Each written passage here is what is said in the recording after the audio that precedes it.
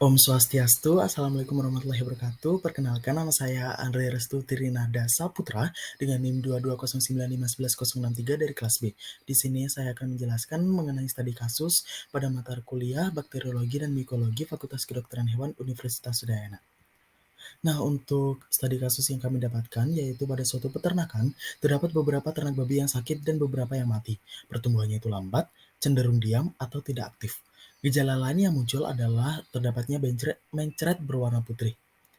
Diagnosa sementara kami itu para ternak babi menderita kolibasilosis akibat paparan bakteri E. coli.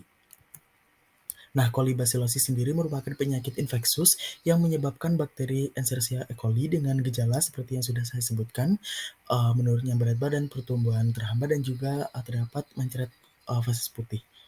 Patologinya itu dapat diamati pada bagian usus halus. Nah, E. coli. E. coli apa sih?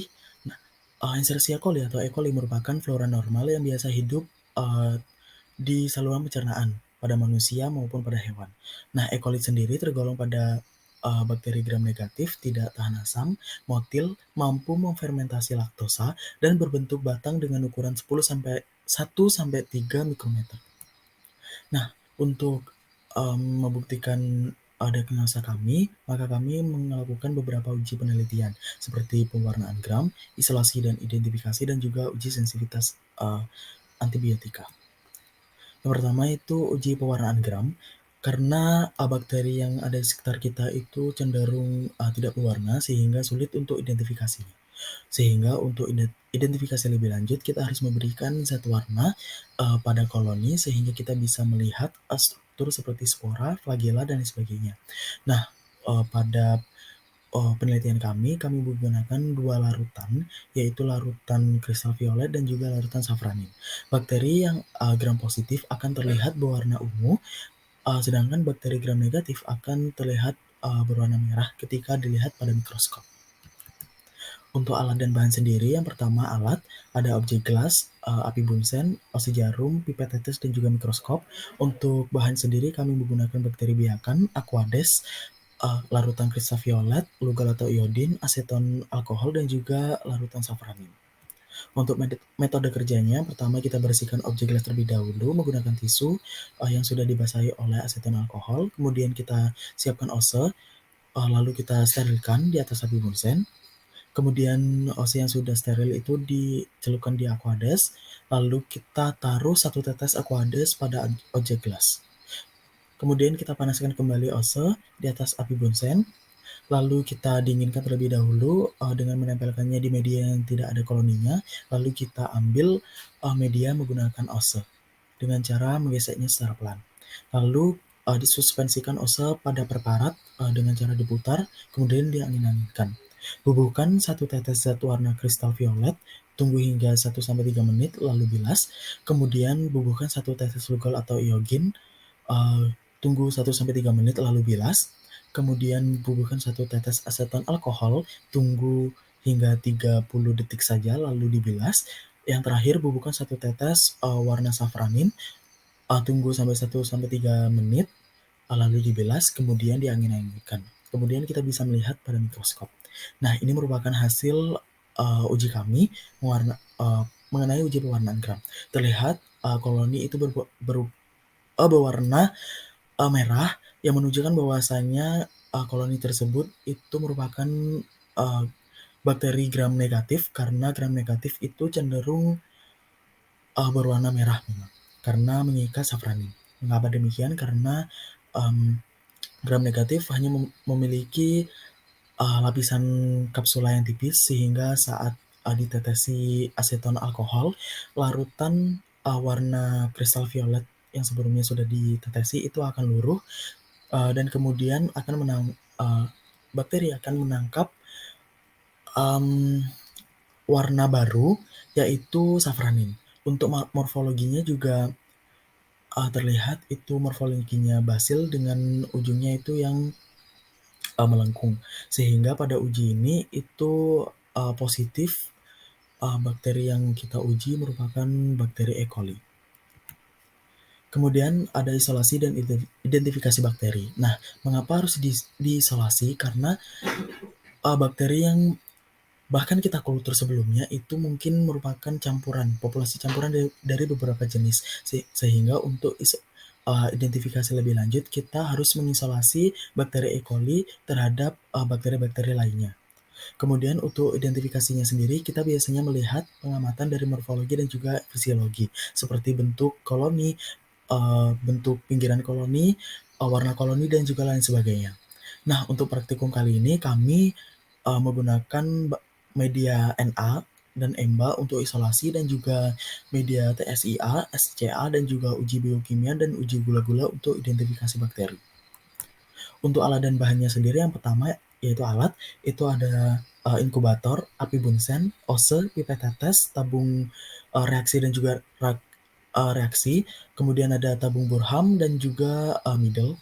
Kemudian untuk bahannya sendiri kita menggunakan bakteri kultur, Na, Emba, Indol, triple sugar iron agar, reagen Kovac, reagen methyl red, kapas, SIM, SCA, glukosa dan juga methyl red. Untuk metode kerja sendiri, pada isolat bakteri, seperti biasa kita siapkan media nutrien agar dan juga EMBA serta kultur biakan. Kemudian kita sterilkan ose di atas api bunsen, lalu kita dinginkan terlebih dahulu. Lalu setelah dingin kita mengambil koloni dengan cara menggesek pelan pada koloni. Kemudian kita tanam bakteri tersebut pada media nutrien agar dan EMBA dengan cara menggesek pelan ose pada media dengan arah zigzag. Kemudian kita diamkan pada inkubator dengan suhu 37 derajat selama 24 jam. Kemudian metode kerja pada identifikasi bakteri itu sama seperti isolasi, namun sedikit berbeda karena pada beberapa media-medianya itu memiliki karakteristik penanaman yang berbeda-beda. Sehingga yang pertama kita siapkan media tabung reaksi dan juga kultur biakan, kemudian kita sterilkan ose jarum seperti biasa, kita sterilkan, terus selanjutnya kita dinginkan lebih dahulu, kemudian kita ambil koloni dengan cara menggesek pada dengan ose. Kemudian kita buka kapas pada tabung-tabung reaksi atau tabung reaksi media tersebut, kemudian kita bakar tabung reaksi di atas api bunsen.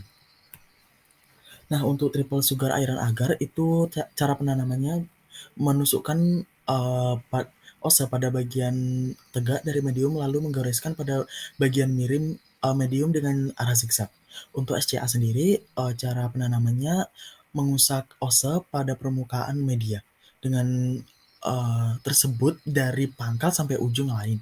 Untuk SIM sendiri, cara penanamannya dengan cara menusuk media secara tegak lurus menggunakan ose. Kemudian untuk MR kami menanamkannya dengan cara memasukkan ose ke dalam media. Untuk uji gula-gula juga kami menanamkannya dengan cara memasukkan ose ke dalam media. Notes, setelah media-media tersebut ditanamkan, kemudian di inkubator selama kurang lebih 24 jam dengan suhu 37 derajat. Setelah itu media SIM dan juga MR harus ditetesi lagi dengan reagen. Untuk SIM ditetesi dengan reagen Kovac, untuk MR ditetesi oleh methyl red. Untuk hasilnya bisa dilihat pada layar.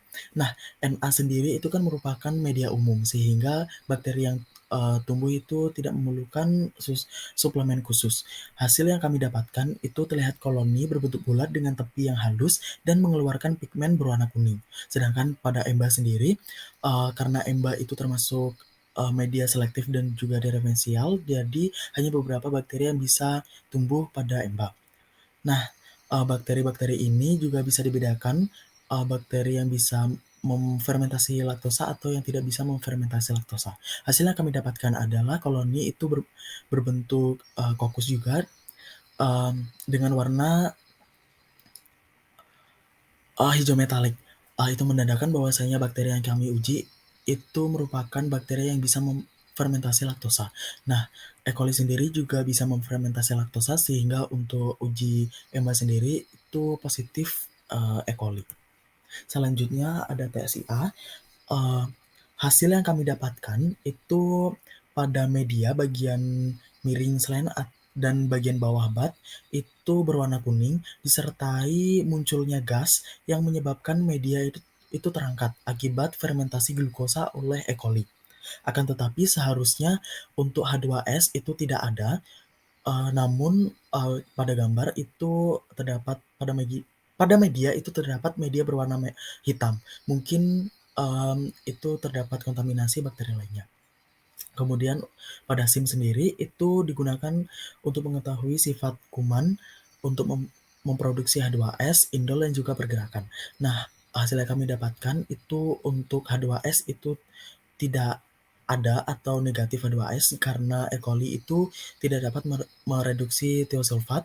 Untuk uji indol sendiri itu positif, ditunjukkan adanya cincin merah setelah diberi reagen COVAX yang menunjukkan bahwasanya E. coli itu memproduksi enzim triptopan. Untuk uji motility itu juga terlihat positif dikarenakan terdapat awan-awan berwarna abu-abu yang menunjukkan pergerakan pada bakteri. Untuk SCA sendiri itu memang pada E. coli itu negatif karena E. coli tidak memanfaatkan sitrat sebagai sumber karbonnya, sehingga pada penelitian yang kami dapatkan itu negatif. Untuk MR sendiri juga hasilnya positif dikarenakan ditambahkan uji meter tadi sehingga menunjukkan perubahan warna merah.